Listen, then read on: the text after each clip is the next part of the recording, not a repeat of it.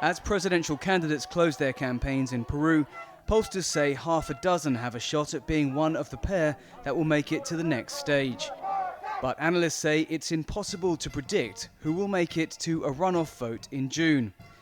The contenders range from the extreme left provincial teacher Pedro Castillo to the far-right Opus Dei member Rafael López Aliaga.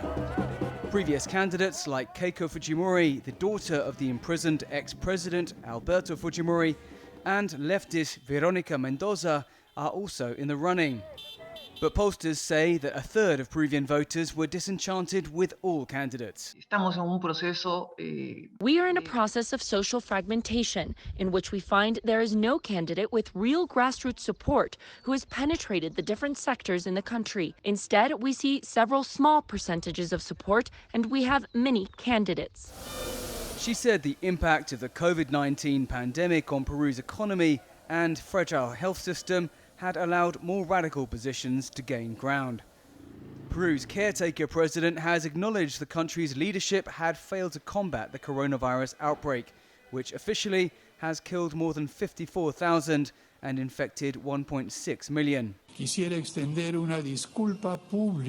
I want to extend a public apology to all the people who have lost a loved one, an acquaintance during this pandemic.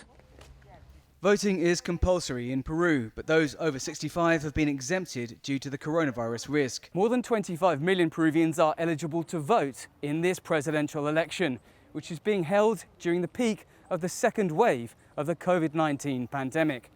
That's why electoral officials have more than doubled the number of poll booths, with a focus on open spaces like parks, stadiums and sports fields. Electoral officials say voting will be staggered and polling hours would be extended from 8 to 12 hours. Previously, the voting was between 8 in the morning and 4 in the afternoon. Now we have changed the times to between 7 in the morning and 7 at night to avoid crowding in the polling stations. Analysts say there have never been so many candidates on the eve of an election. The number of contenders is only matched by voter disaffection and uncertainty about the outcome. Dan Collins, CGTN, Lima.